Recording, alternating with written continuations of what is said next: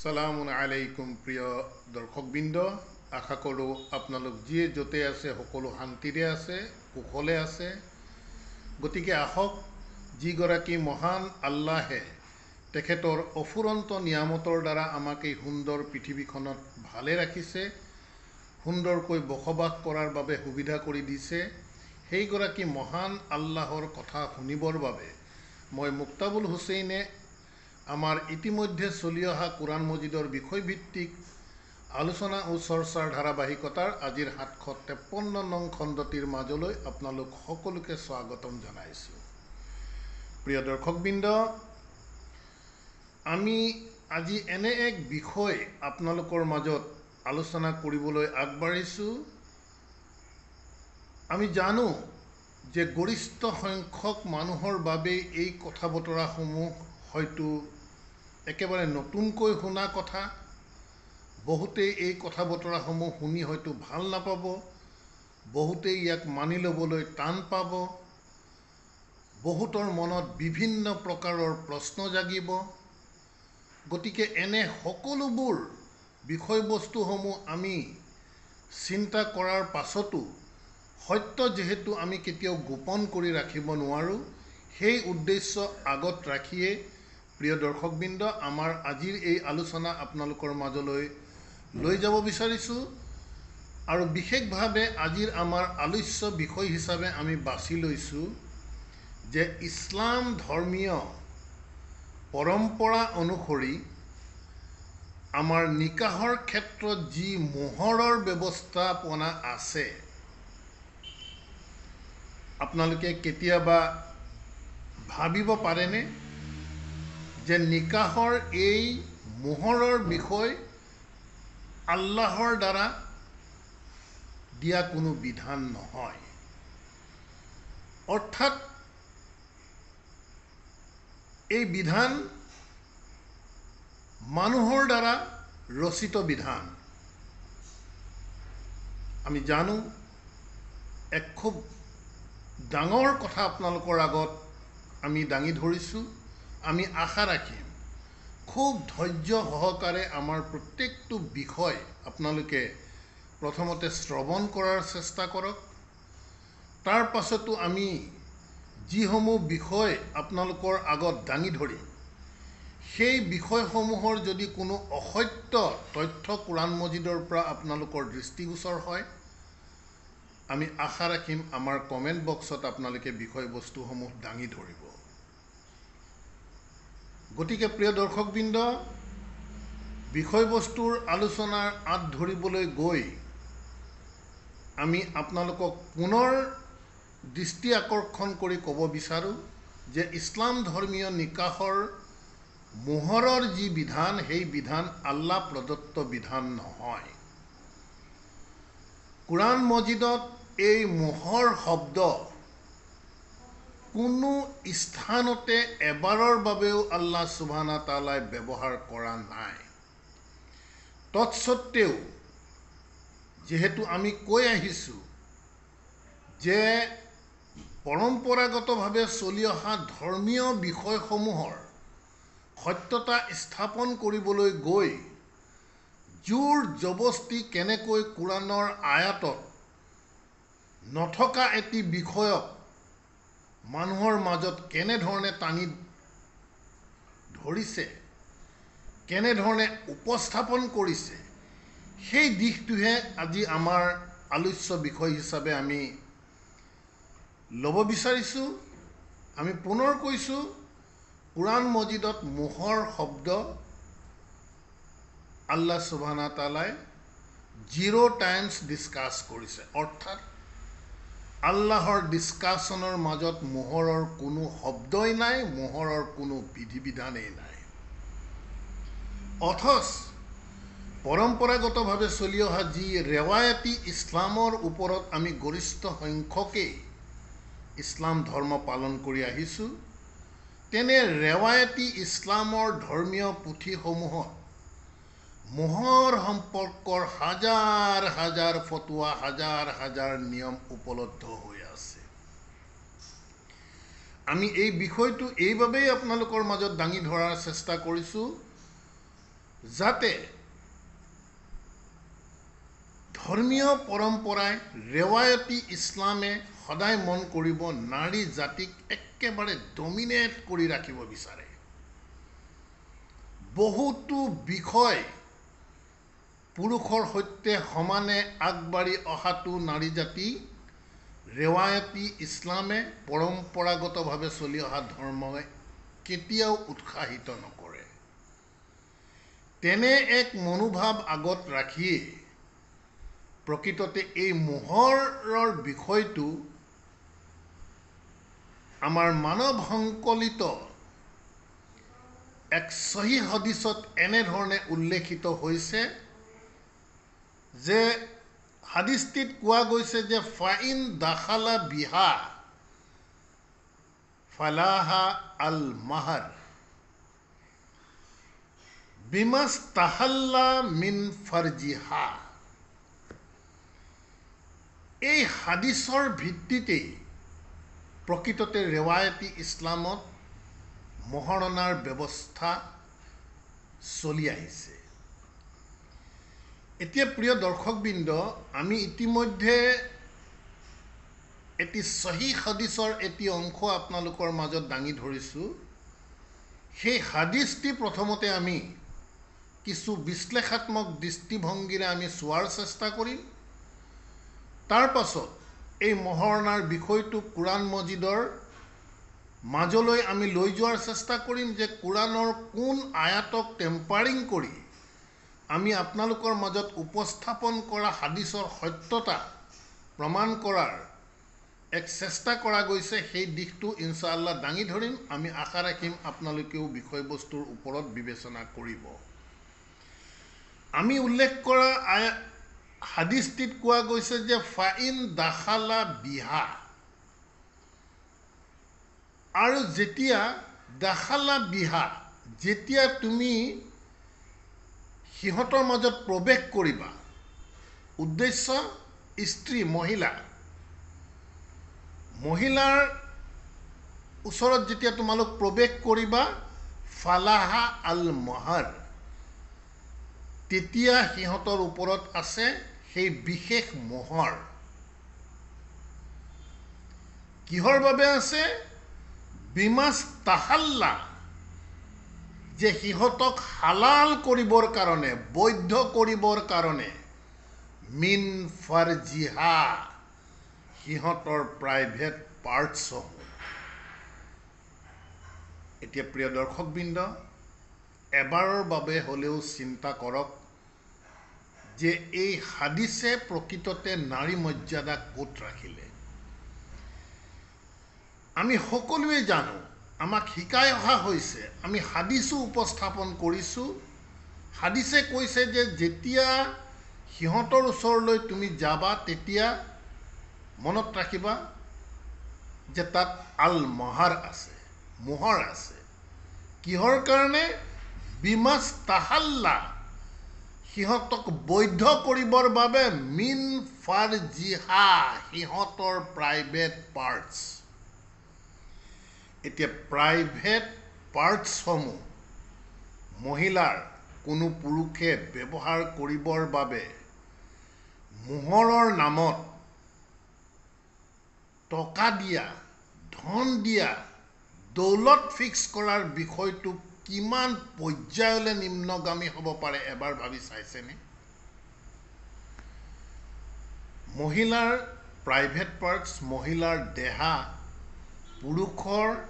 পুৰুষে ব্যৱহাৰ কৰিবৰ বাবে, তাক বৈধ কৰিবৰ বাবে, তাক হালাল কৰিবৰ বাবে হাদিছে, ৰেৱায়তী ইছলামে মোহৰৰ ব্যৱস্থাপনা আনিছে। আমি পুনৰ স্পষ্ট কৰিছোঁ, আল্লাহে সৃষ্টি কৰা পুৰুষ আৰু নাৰীক নাৰীৰ দেহা উপভোগ কৰিবৰ বাবে পুৰুষে ধন দিয়াৰ দৰে নিকৃষ্ট বিষয় আল্লাহৰ কিতাবত ক'তো উল্লেখ কৰা নাই। এই বিধান আল্লাহ প্ৰদত্ত বিধান নহয়। মানুহে ৰচনা কৰা ধৰ্মীয় পুথিতহে অহা বিষয় তথাপিও কিন্তু যুগে যুগে কালে কালে যেহেতু কোরআন মজিদৰ আয়াতক টেম্পাৰিং কৰি এনেধৰণৰ হাদিছৰ সত্যতা স্থাপন কৰিবলৈ গৈ আমাৰ মাজত মোহৰৰ বিষয়টো এনেধৰণে ভৰাই দিলে য'ত মোহৰ অবিহনে যেন বিবাহ কাৰ্য সম্পন্নই নহ'ব এই কথা আমি দৃঢ়তাৰে গৰিষ্ঠ সংখ্যকেই বিশ্বাস কৰোঁ। কেতিয়াবা ভাবি চাইছোনে আল্লাহে কোরআন মজিদত কৈছে ইনিল হুকমু ইল্লা লিল্লাহ। সেই হুকুম সেই আদেশ সেই বিধান বিধানেই নহয় ইল্লা লিল্লাহ এক্সেপ্ট যেটো আল্লাহৰ পৰা আহিছে। গতিকে মোহৰৰ বিধান আমি স্পষ্ট কৰিছো মোহৰ শব্দ কোৰআন মজিদত আল্লাহে কোনো স্থানতেই ব্যৱহাৰ কৰা নাই। ই হৈছে মানৱ সংকলিত মানৱ ৰচিত ধৰ্মৰ এক বিশাল প্ৰতিফলন। নাৰীৰ দেহৰ প্ৰাইভেট পাৰ্টছ বৈধ কৰিবৰ বাবে পুৰুষে টকা দিয়াৰ ব্যৱস্থাপনা কিমান পৰ্যায়লৈকে কথাটো চিন্তা কৰাৰ অৱকাশ আছে এবাৰ ভাবি চাওক। ইয়াৰ পাছতো আমাৰ যিসমূহ ফিকিহি কথা বতৰা আছে ফতুৱাৰ কথা বতৰা আছে তাততো এনেধৰণৰ মোহৰৰ ফতুৱাৰ অভাৱ নাই। ফাতিমী মোহৰ সুন্নতি মোহৰ ইত্যাদি ইত্যাদি বিভিন্ন ধৰণৰ কথা বতৰা।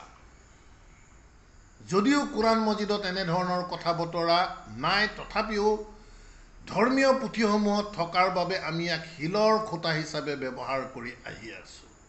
য'ত আমি যদি কিছু দহলৈকে চিন্তা কৰি চাওঁ তেন্তে নাৰীৰ প্ৰাইভেট পাৰ্টছ আমি মূল্যৰ বিনিময়তহে ব্যৱহাৰ কৰাৰ অধিকাৰ লৈছো।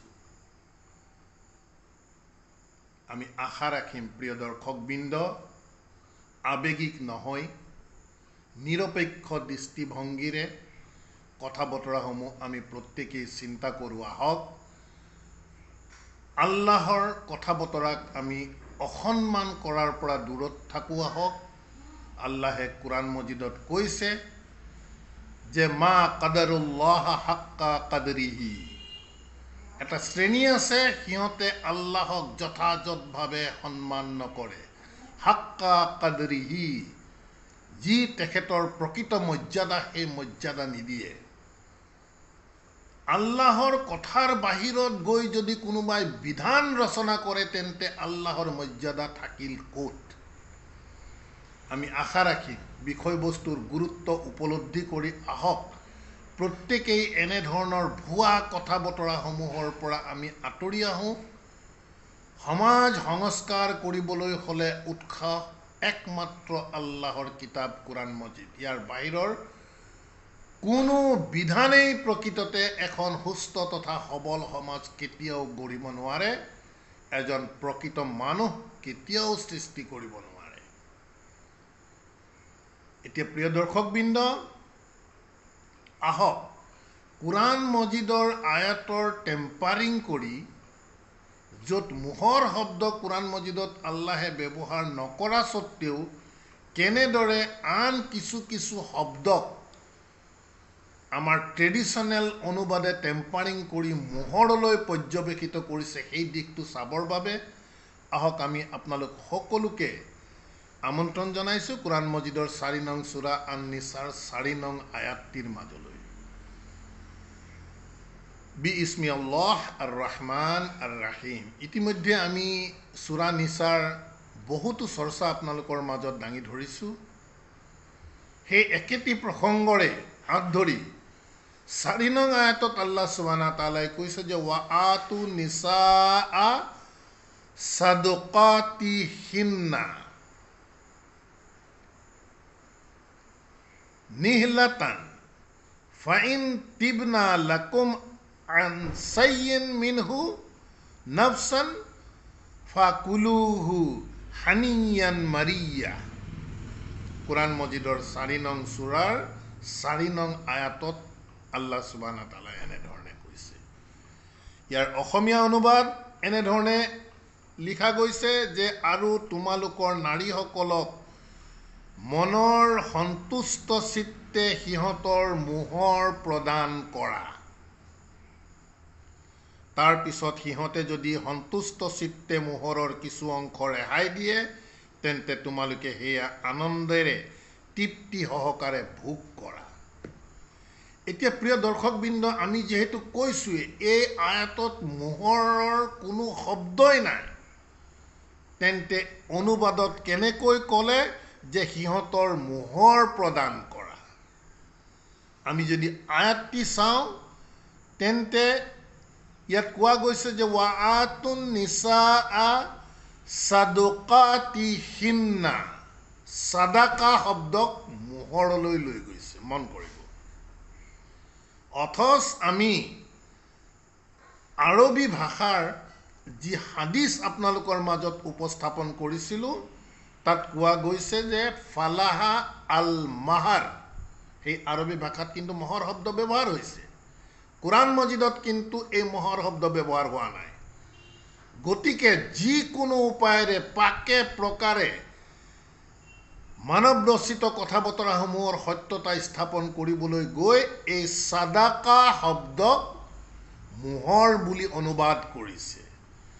সাদাকা শব্দৰ মূল ৰুট হৈছে স্বাদ দাল কফ, সিদিক, যাৰ দ্বাৰা সত্য, ৰাইটিয়াছ, শুদ্ধ, ন্যায় ইত্যাদি অৰ্থহে ইয়াত বহন কৰে। এই সাদাকাই নাৰীৰ প্ৰাইভেট পাৰ্টছক লিগেলাইজ কৰিবলৈ দিয়া কোনো ধৰণৰ টকা পইচাৰ অৰ্থ কেতিয়াও বহন নকৰে। আমি ইতিমধ্যে এই বিশেষ সূৰাটি আপোনালোকৰ মাজত বহুতো চৰ্চা আনিছোঁ। পুনৰ আপোনালোকক স্মৰণ কৰাই দিবৰ বাবে এই আয়াতৰ যিসমূহ আখুৱা, সেই আখুৱাসমূহ আপোনালোকক দাঙি ধৰিব বিচাৰিছোঁ। আমি সদায় কৈ আহিছোঁ যে কোৰাণ মজিদৰ প্ৰসংগ যদি আমি এৰি দিওঁ, কনটেক্সট যদি এৰি দিওঁ, ইয়াৰ মূল বাৰ্তা আমি কেতিয়াও বুজি নাপাম। সূৰা আন-নিছা 1 নং আয়াতত আল্লাহৰ সম্বোধনেই আছে ইয়া আইয়ুহান নাছ। সমগ্ৰ মানৱ জাতিক সম্বোধন কৰিছে। পুৰুষ, নাৰী, থাৰ্ড জেণ্ডাৰ সকলোকে ইয়াত সম্বোধনৰ আওতালৈ আনিছে।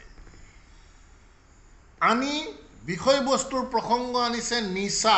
আমি সদায় কৈ আহিছোঁ যে নিচা কেৱল অৰ্থ নাৰী নহয়, যিকোনো কাৰণবশতঃ সমাজত যিসকল লেকিং বিহাইণ্ড হৈ থাকে, ইমানৰ ক্ষেত্ৰত হওক, বিশ্বাসৰ ক্ষেত্ৰত হওক, সামাজিক স্থিতিৰ ক্ষেত্ৰতেই হওক, টকা পইচাৰ ক্ষেত্ৰত, যিকোনো এনিথিং, যিসকলে সমাজত সাধাৰণ যি ষ্টেটাছতকৈ তলত থাকে, সেই শ্ৰেণীৰ লোকসকলক কোৰাণ মজিদত আল্লাহে নিচা বুলি অভিহিত কৰিছে। গতিকে তেওঁলোকৰ আপলিফমেণ্টৰ কাৰণে কাম কৰাটোত আল্লাহৰ বহুত ডাঙৰ পুৰস্কাৰ আছে বুলি আল্লাহে ঘোষণা কৰিছে। গতিকে তেওঁলোকৰ সৈতে আমি কেনেধৰণৰ কণ্ডিশ্যন কৰিব লাগিব, কেনেধৰণৰ এগ্ৰিমেণ্ট কৰিব লাগিব ইত্যাদি ইত্যাদি বিষয়সমূহেই 1 নং, 2 নং, 3 নং আয়াতত আল্লাহ সুবহানাহু তাআলাই প্ৰসংগত চৰ্চা কৰিছে। সেই প্ৰসংগৰ আঁত ধৰিয়ে 4 নং আয়াতত কোৱা গৈছে যে চাৰি নং আয়াতত কৈছে যে ৱাআতু আন-নিsaa, ৱাআতু, আৰু দিবলৈ কৈছে। কাক কৈছে? সম্বোধন নাছ, পুৰুষ আৰু নাৰী উভয়কে কৈছে। কিন্তু অনুবাদে টেম্পাৰিং কৰি ৱাআতু কেৱল পুৰুষসকলক উদ্দেশ্য কৰি দেখুৱাইছে যে তোমালোকে মোহৰ প্ৰদান কৰা। গতিকে প্ৰথম আখুৱা এই ৱাআতু দিবলৈ যে কৈছে, ই কেৱল পুৰুষসকলৰ প্ৰতি আদেশ নহয়, পুৰুষ আৰু নাৰী নাছ উভয়ৰ প্ৰতি আদেশ। 2 নং কাক দিবলৈ কৈছে? আন-নিছা। আমি ইতিমধ্যে কৈছোঁ নিচা হৈছে সমাজৰ যিকোনো কাৰণত লেকিং বিহাইণ্ড হৈ থকা লোক। নিচাৰ অৰ্থ কেতিয়াও কেৱল মহিলা নহয়, ট্ৰেডিশ্যনেল অনুবাদ অনুসৰি যদিও আমি নিচাক মহিলা বুলিয়ে ধৰোঁ, ই কিন্তু কেৱল পত্নী কেতিয়াও হ'ব নোৱাৰে। মোহৰ কাক দিব? পুৰুষে তেওঁৰ পত্নীকহে দিব, যি পৰম্পৰাৰ ধৰ্মীয় নীতি আছে। গতিকে নিচা শব্দক আমি মহিলা ধৰিলেও সি কেনেকৈ কেৱল পত্নীলে অনুবাদ কৰিছে। ইয়াত দিবলৈ কৈছে, বিষয়বস্তু আমি দেখিছোঁ এটিমসকলৰ চৰ্চা চলি আছে। অন্যায়ভাৱে তেওঁলোকৰ সম্পত্তি খাবলৈ মানা কৰিছে। তেওঁলোকৰ সম্পত্তি ভাল বস্তুৰ লগত বেয়া বস্তু মিক্স কৰি তেওঁলোকক বেয়া বস্তু দিবলৈ মানা কৰিছে। চাওক 2-3 আয়াতত প্ৰসংগ একেবাৰে স্পষ্ট। এটিমৰ প্ৰসংগ চলি আছে। এটিম তেওঁলোকৰ পিতৃহীনা মাতৃহীনা বা বিভিন্ন কাৰণত সমাজত তেওঁলোকে লেকিং বিহাইণ্ড হৈ আছে। গতিকে তেওঁলোক নিচা পৰ্যায়ত আছে। সেই নিচা পৰ্যায়ৰ লোকসকলক এটিমৰ প্ৰসংগ যিহেতু চলি আছে, তেওঁলোকক দিবলৈ কৈছে সাদুকাতিহিন্না, সিহঁতৰ যি ন্যায্য, যি ন্যায়। ইয়াৰ আগত যিহেতু তেওঁলোকৰ মালৰ কথা ডিছকাশ্যন হৈছে, সম্পত্তিৰ কথা ডিছকাশ্যন হৈছে, গতিকে সিহঁতৰ সম্পত্তি যথাযথভাৱে ন্যায়সংগতভাৱে সিহঁতক দিবলৈ কৈছে। নিহিলাতান, একেবাৰে মুক্ত মনেৰে তোমালোকে দি দিয়া। তাৰপিছত এটি কণ্ডিশ্যন দিছে ফা। তাৰপাছতো ইন, তাৰপাছত যদি তিবনা লাকুম আনচাইন মিনহু নাফচান, সিহঁতৰ নিজৰ ফালৰ পৰা যদি সিহঁতৰ সম্পত্তি যে তোমালোকে টকা পইচা ধন সম্পত্তি যেন, তাৰপাছত সিহঁতৰ নিজৰ ফালৰ পৰা যদি কিছু তোমালোকক দিয়ে, যিহেতু তোমালোকে সিহঁতৰ লালন পালনৰ দায়িত্ব লৈছা, চাইছা, তেতিয়া কৈছে ফা কুলুহু হানিয়ান মাৰিয়া। তেতিয়া কোনো দ্বিধা নোহোৱাকৈ তেওঁলোকে যদি নিজ ইচ্ছাৰে তাৰে কিছু তোমালোকক দি দিয়ে, তোমালোকে নিৰ্ভয়ভাৱে তাৰ পৰা তোমালোকে খোৱা, কোনো অসুবিধা নাই। গতিকে বিষয়বস্তুৰ প্ৰসংগ এটিমসকলক, নিচাসকলক তেওঁলোকৰ উপযুক্ত প্ৰাপ্য যথাযথভাৱে দিবলৈ কৈছে। ইয়াত কোনো মহিলাৰ প্ৰাইভেট পাৰ্টছ লিগেলাইজ কৰিবৰ বাবে প্ৰফেশ্যনেলিজিমৰ দিশত তেওঁলোকক টকা পইচা আদায় দিয়াৰ কোনো কথাই প্ৰিয় দৰ্শকবৃন্দ ইয়াত কোৱা নাই।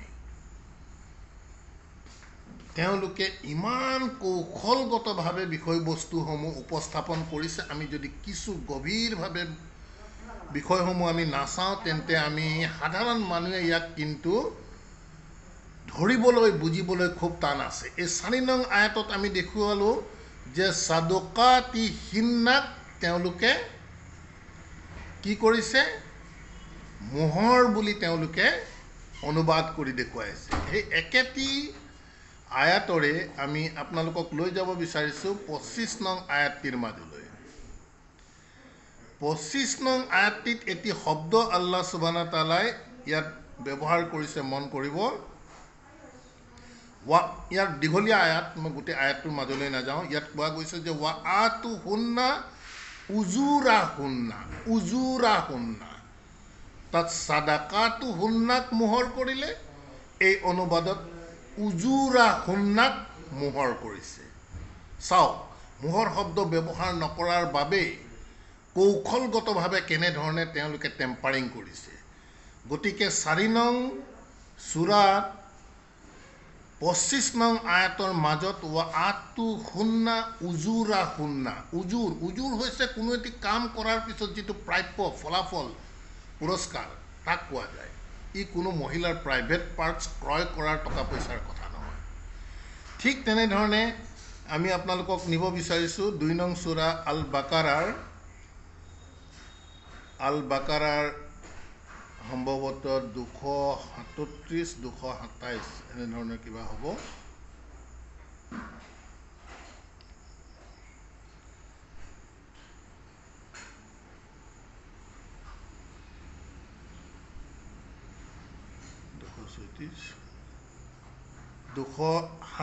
টু 37ত আপোনালোকে মন কৰিব, তাত ফাৰাক্তুম শব্দক মোহৰ বুলি অনুবাদ কৰিছে। গতিকে এনে ধৰণৰ বিভিন্ন কৌশল তেওঁলোকে অৱলম্বন কৰি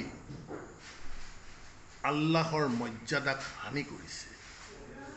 আমি পুনৰ কৈছোঁ, আল্লাহে কৈছে যে মা কাদাৰ আল্লাহু হাক্কা কাদৰিহি, আল্লাহৰ মৰ্যাদা যথাযথ স্থানত আমি ৰাখিবই লাগিব, আৰু ৰাখিবলৈ হ'লে আল্লাহৰ কথাৰ সৈতে আমি কোনো ধৰণৰ মিলাৱটি কৰিব নোৱাৰিম। গতিকে প্ৰিয় দৰ্শকবৃন্দ, আমি জানো বহুতৰ বাবে ইয়াক মানি লোৱাটো কঠিন হ'ব, তথাপিও সত্য প্ৰচাৰ কৰাৰ স্বাৰ্থত বিষয়বস্তুসমূহ আপোনালোকৰ মাজত উপস্থাপন কৰিলোঁ। আমি আশা ৰাখিলোঁ যাতে আপোনালোকে প্ৰসংগৰ লগত সংগতি ৰাখি বিষয়বস্তুৰ গুৰুত্ব উপলব্ধি কৰি সঠিক দিশটোৰ বাবে আপোনালোকেও চিন্তা চৰ্চা তথা বিবেচনা কৰক, আৰু নিজ বিবেকক কেতিয়াও আনৰ ওচৰত বন্ধক নাৰাখি আল্লাহৰ কিতাবৰ প্ৰতি ধাবিত হওক। আলহামদুলিল্লাহ। ربنا آمنا بما أنزلت واتبعنا الرسول فاكتبنا مع الشاهدين وما علينا إلا البلاغ وما توفيق إلا بالله. سلام عليكم.